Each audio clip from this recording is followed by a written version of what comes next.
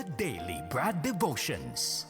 Today's reflection with Pastor Jeff Eliscopides. Happy Monday, Brad Jeff. Mabuhay ka. Good morning. Happy Monday, Brad Ted.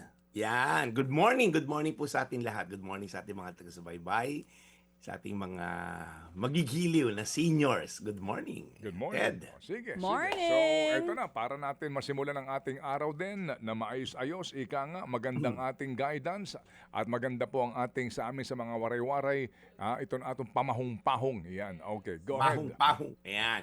Well, maganda to, Brad Ted, dahil ang bersikulo na to ay nagre-remind sa atin na hindi tayo nag-iisa. So, sa mga lumalaban po sa hamon ng buhay, na parang pakiramdam mo minsan, ikaw lang na lang ng nakikibaka, ikaw lang yung merong lakas para lumaban para sa pamilya, sa bayan, o kung saan man laban yan.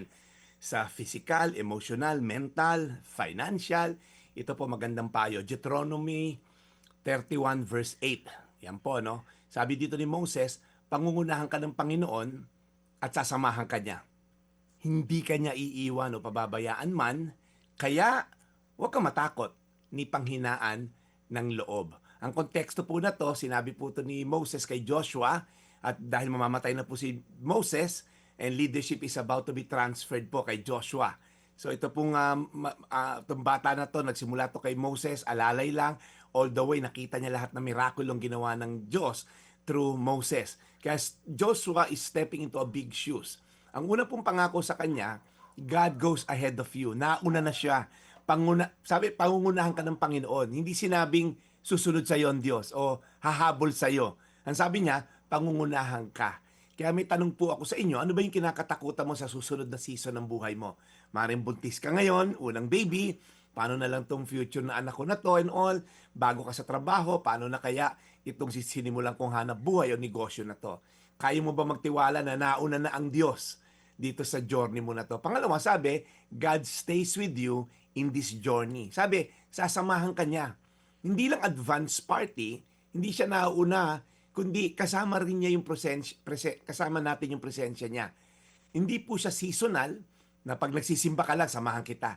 Pag mabait ka, nandyan ako. Hindi po, my presence will go with you, sabi doon.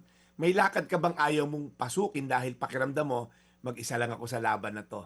Nagre-rely ka ba more on confidence or sa presence ng Diyos na naniniwala kang kasama ko? At pangatlo po, God's faithfulness drives out fear.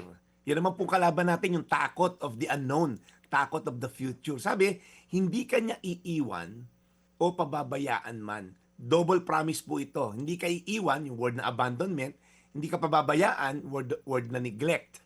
So hindi ka niya i-abandon, hindi ka niya ni-neglect. Alam ko, yung takot po, nangyayari yan kapag feeling mo nag-iisa lang ako o baka sukuan ako ng Diyos. Pero sabi ng Diyos, hindi kita susukuan. Ang labanan lang, ang siste, una, may relasyon ka ba sa Kanya? Pangalawa, patuloy ka bang kumakapit, sumasandal sa Kanyang mga katuruan, sa Kanyang mga pamantayan? Huwag ka matakot ng panghinaan ng loob, sabi ni Moses kay Joshua. Courage is not the absence of fear. It is the confidence in God's faithfulness. As I end, ano nagpapahina ng loob mo ngayon? Can you replace that fear with trust in God who is faithful? God that will go before you, walk with you, and will never leave you. Deuteronomy 31:8, pangungunahan ka ng Panginoon at sasamahan ka. Hindi ka niya iiwan o pababayaan man. Kaya, huwag ka matakot ni panghinaan ng loob. Tayo manalangin. Panginoon, salamat po sa presensya niyo. Dahil dyan, kami nawawala ng takot, kami ay hindi pinanghinaan ng loob. Dahil ang presensya mo, ang pangako mo, Lord, yun ang binigay mo kay Joshua.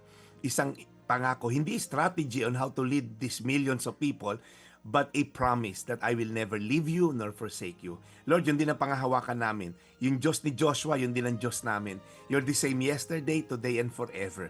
Kaya anuman pong hamon, yung mga nasa chemotherapy ngayon na nasa center, nagpapakimo, mga nagdadialysis, mga nasa ospital at pilit lumalaban para mabuhay, mga tatay at nananatiling tapat para makapag-provide sa kanilang pamilya, sa mga nanay na single mom na patuloy na lumalaban para maitaguyod ang kanyang mga anak. Lord, tulungan mo kami. Ang mga senior citizen, Lord, na naghahanap ng sense of worth and value kahit na feeling nila, retired na ako. Lord, bigyan niyo po sila ng pangako ng presensya mo ang nagbibigay sense at purpose sa buhay nila. Sa pangalan ni Jesus. Amen. Amen, amen. Panginoon, salamat po muli sa araw na ito.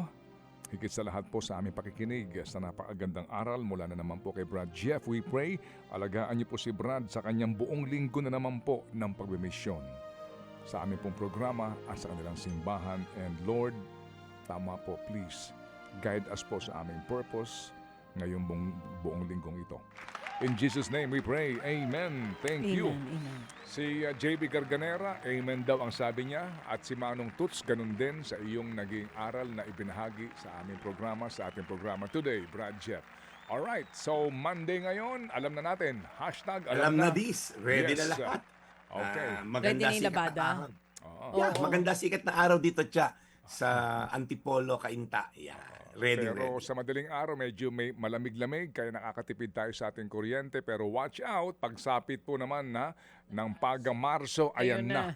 Ang init na sigurado manunuot sa ating kalamnan. Oo, sigurado. Kaya Ready enjoyin na natin ang malamig na panahon dahil bihira lang to. Yeah. Sige. So, Brad, salamat na marami. We'll catch you tomorrow. Bisperas na ng Miyerkules.